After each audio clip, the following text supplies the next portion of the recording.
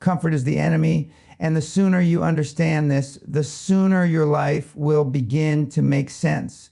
People romanticize comfort as if it is a reward, a destination, a sign that life is going well. But the truth is far more brutal. Comfort is a trap. It lulls you into believing you're doing enough when you're barely moving. It convinces you that you deserve rest when you haven't earned progress. It seduces you with ease while silently killing your ambition, your discipline, and eventually your potential. Comfort feels good in the moment, but it destroys you long term. Discomfort feels painful in the moment, but it builds the life you actually want.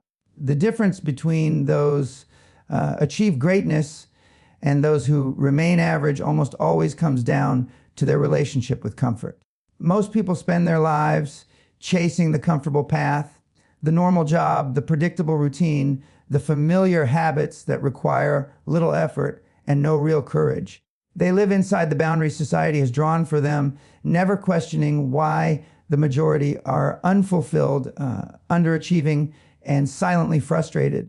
Comfort offers safety, but safety is not the same as life. Safety gives you shelter, but shelter isn't growth. In the comfort zone, there are no risks, but there are also no rewards worth having. There is no glory without the possibility of failure, and comfort removes that possibility along with every opportunity that comes from stretching beyond who you currently are. Comfort is the enemy because it makes you believe you have time. It whispers, you can start tomorrow. It tells you, you deserve a break. It excuses your lack of progress with soft lies disguised as self-care. But real self-care is building a future you don't need to escape from, not retreating into habits that allow you to avoid doing the hard, necessary work. When you choose comfort, you're choosing to remain the same. When you choose discomfort, you're choosing to evolve. Think about every important transformation you've ever made in your life. None of it happened when things were easy.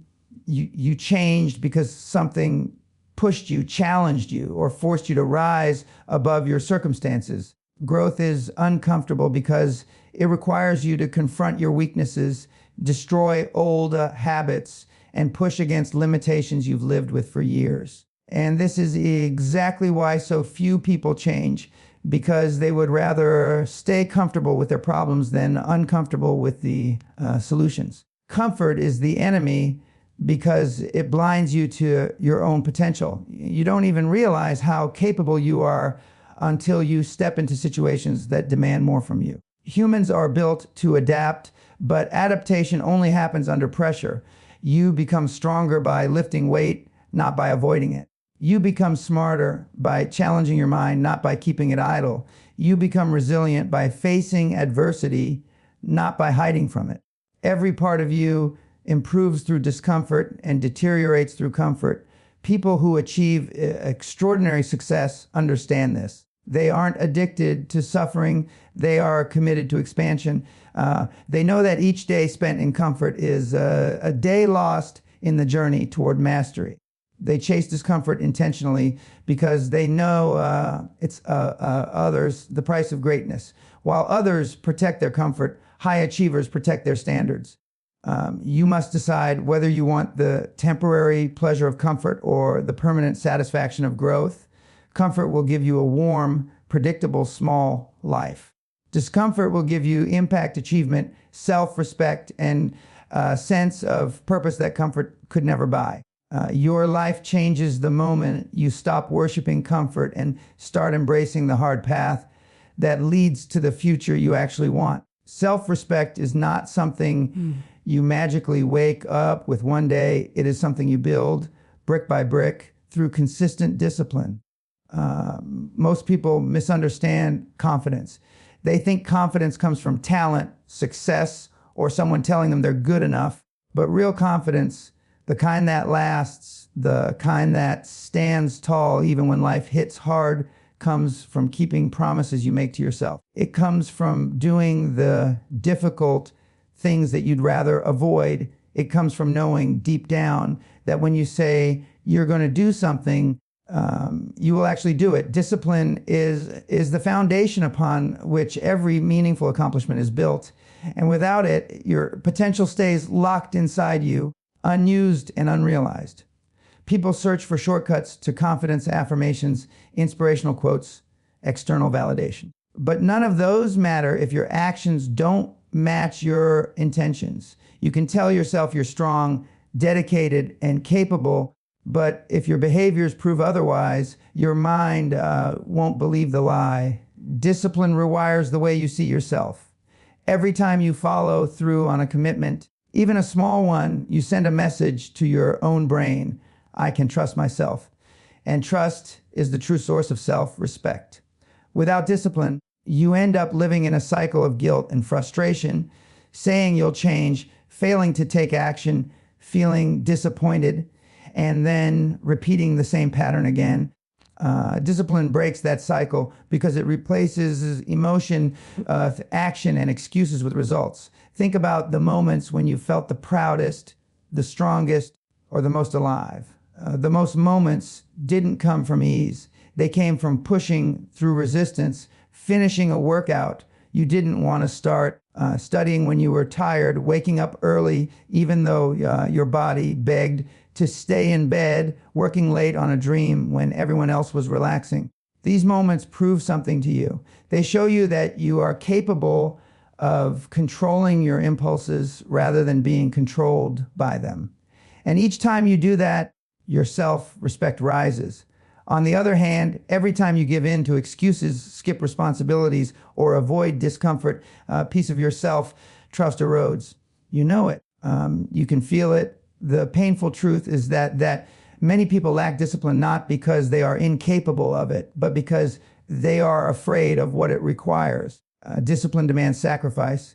It demands consistency. It demands saying no to things that feel good now so you can experience something far greater later. It demands choosing your future over your feelings, and feelings are powerful. They can convince you that procrastination is rest, that avoidance is self-protection, and that fear is a legitimate barrier. But discipline cuts through all of that noise. Discipline tells you that what you feel does not determine what you do.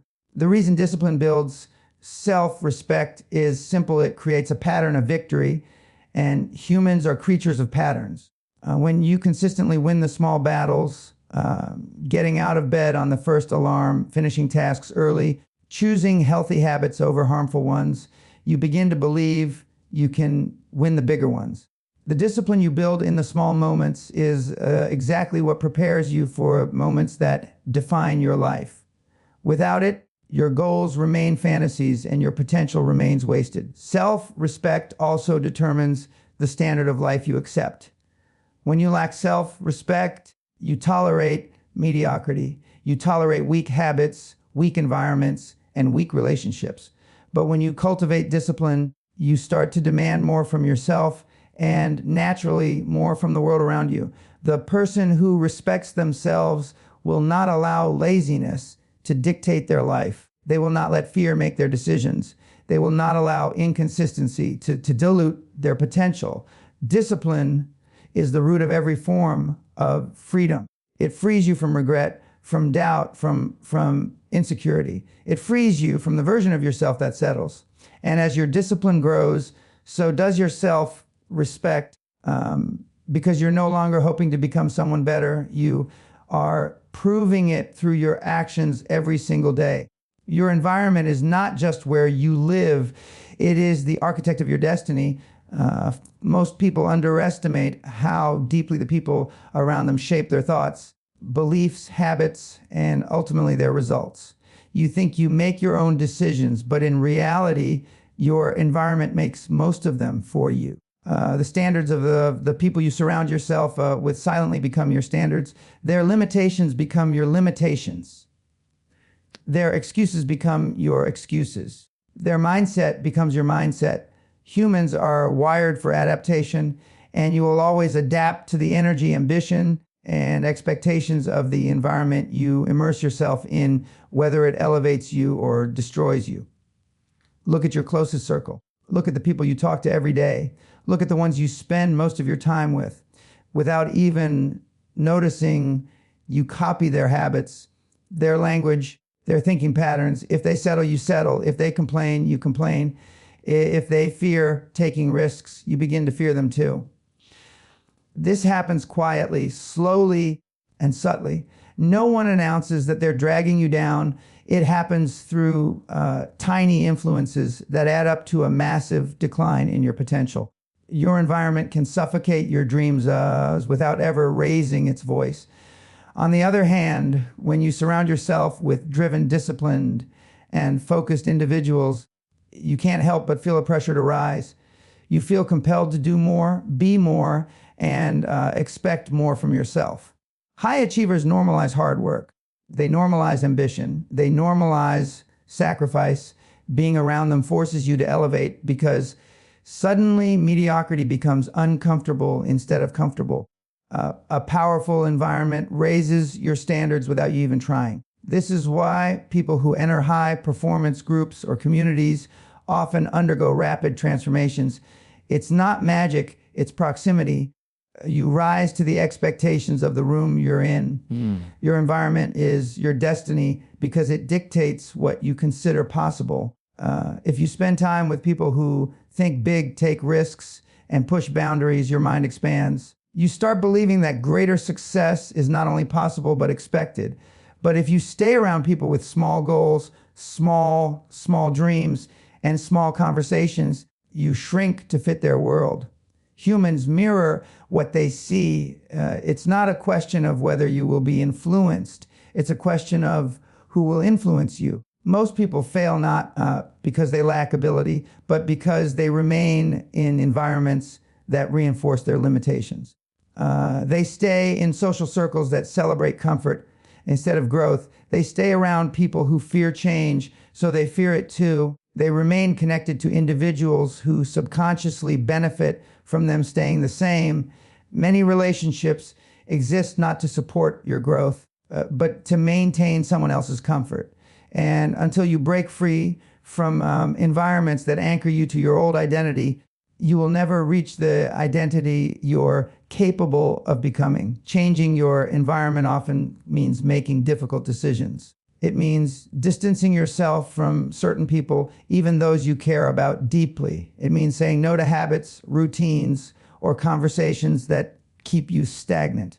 It means stepping into rooms where you feel like the smallest person, the least accomplished person, the quietest person, because those are the rooms where you grow.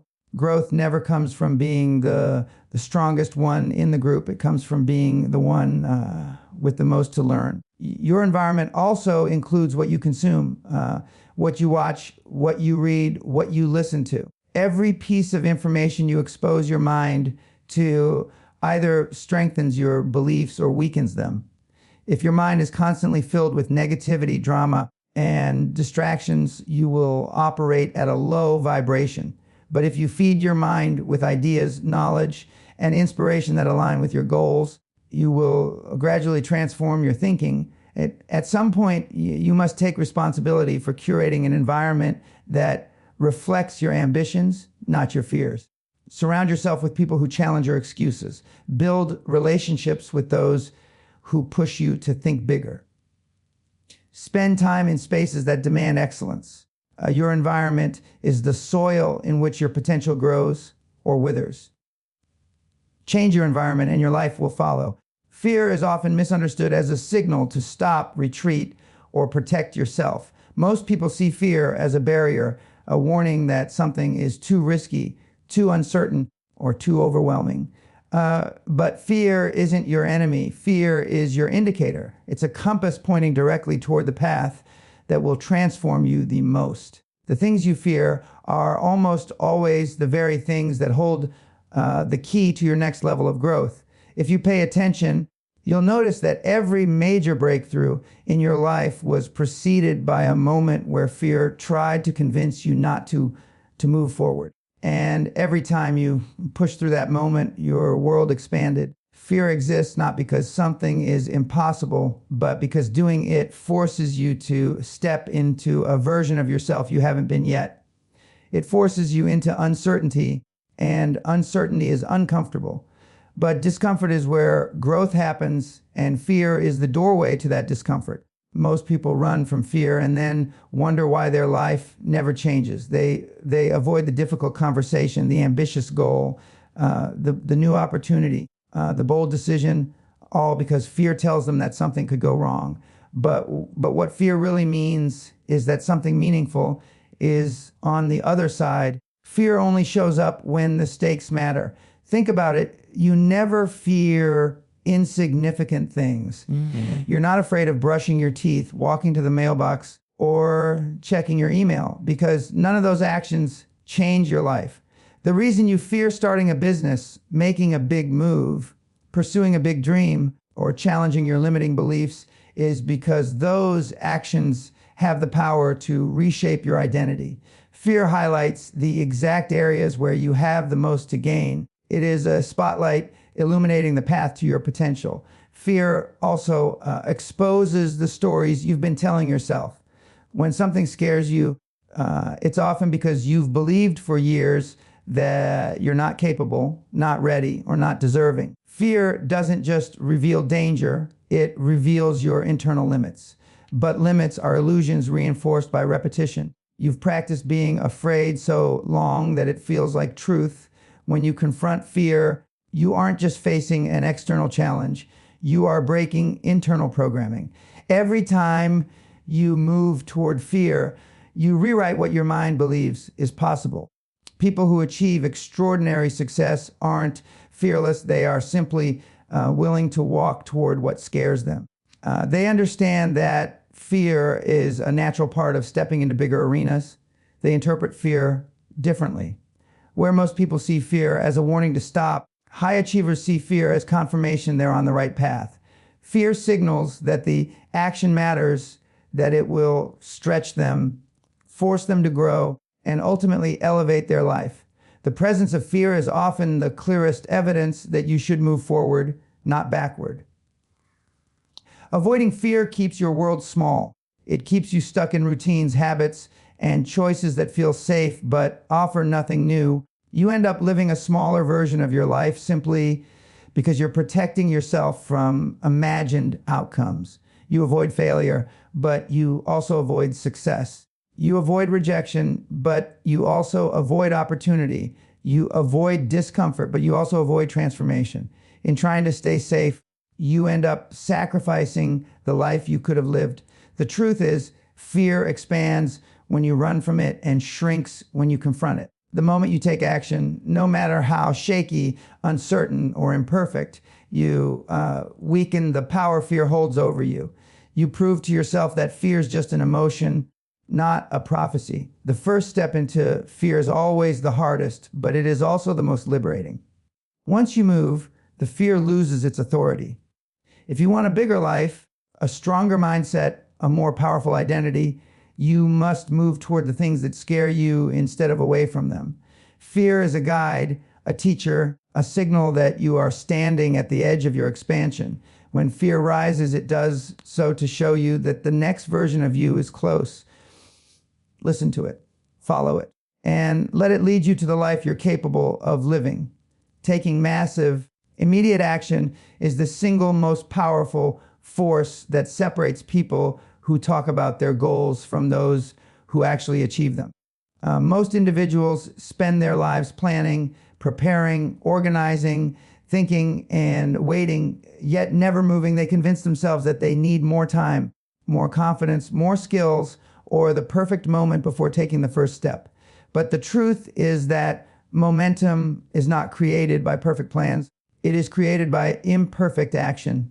The people who win are not the smartest or the most talented. They are the ones who move first, act fast, and adjust along the way. Action is the catalyst that transforms ideas into reality. You can dream all you want, but dreams mean nothing without movement. You can visualize success, but visualization without execution is just a pleasant daydream. The world doesn't reward intention, it rewards results. And results only come from taking the kind of action that most people are too scared, too hesitant, or too comfortable to take. Massive action is not about taking a single step. It's about building unstoppable momentum, so much movement, so much commitment that your excuses no longer have the power to slow you down. Most people overthink their way out of progress. They analyze every possibility, every risk, every detail until the opportunity passes. They waste months in hesitation when they could have used that same time learning, failing, growing, and winning. You don't need more thinking. You need speed. You need a sense of urgency. You need to act before you feel ready, because readiness is an illusion. The people who achieve extraordinary things rarely felt fully prepared when they started. They simply refused to wait. Massive, immediate action works because action creates clarity. You don't figure out the path by staring at it. You figure it out by walking it. You don't learn the skills by reading about them. You learn them through doing. You won't discover what's possible for you until you actually attempt it. The path unfolds through motion, and every step you take reveals the next one. Inaction is what creates confusion, doubt, and fear. Movement is what dissolves them. People often misunderstand the word massive. They think it means doing everything at once, achieving huge results instantly. But massive action is simply action taken with intensity, commitment, and consistency. It means doing more than the bare minimum. It means taking action even when it's uncomfortable. It means refusing to go to bed without moving closer to your goals. It means recognizing that every moment wasted is a moment stolen from your future. Immediate action matters because momentum fades quickly. The longer you wait, the heavier the task feels. The longer you sit with an idea, the more your mind fills with doubt. The moment inspiration strikes, you must move. The moment an idea excites you, take the first step. The moment you feel a spark of motivation, ignite it with action before it disappears. Procrastination is not a time issue, it's a momentum issue. Once you kill momentum, everything becomes harder. Taking massive action also builds identity. When you act boldly, you start to see yourself as someone who follows through. When you move quickly, you become someone who doesn't waste time. When you take risks, you become someone who embraces growth. Action changes how you see yourself, and how you see yourself changes everything you do. Your identity is not built by what you think. It's built by what you repeatedly do. And here's the truth most people don't want to admit: small, timid, hesitant actions produce small, timid, hesitant results. If you want a life that most people don't have, you must be willing to take actions that most people won't. You must be willing to take the leap, not tiptoe toward the edge. You must be willing to start before you're ready, work before you feel motivated, and continue even when the excitement fades. Massive, immediate action is the bridge between where you are and where you want to be. Every great achievement began with a single decisive move that someone else was too afraid to make. If you want momentum, create it. If you want progress, force it. If you want transformation, begin it now, before doubt returns, before fear grows, before comfort talks you out of it. Act boldly, act quickly, and act consistently. Your future depends on the steps you take today. You become what you tolerate, and this truth shapes your entire life. Every result you have right now, your habits, your body, your income, your relationships, your mindset, is a direct reflection of the standards you've accepted.